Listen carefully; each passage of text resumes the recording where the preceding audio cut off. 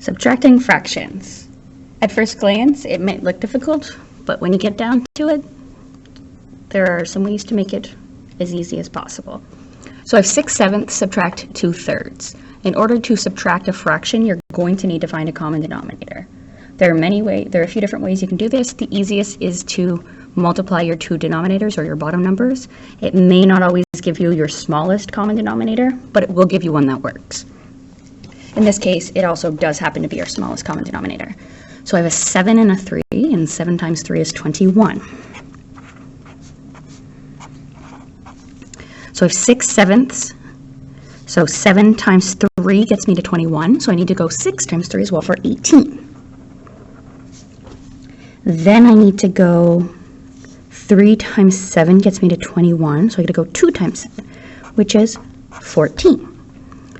So now I have 18 over 21, subtract 14 over 21, which is going to give me 4 over 21.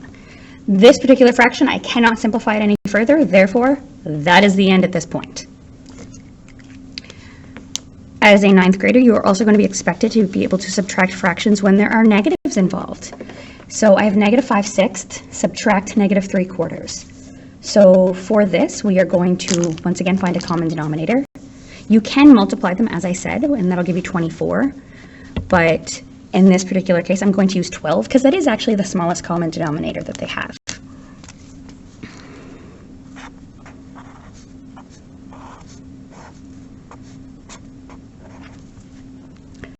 So 6 times 2 got me to 12. So 5 times 2 gives me 10. And then 4 times 3 gets me to 12, so then 3 times 3 is 9. So I have -10/12, subtract -9/12.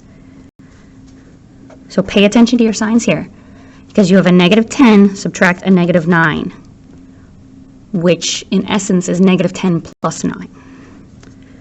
This is going to leave me with -1/12 as my answer. Once again, pay attention to your negatives. It will make a difference, but in essence, that's how you subtract fractions.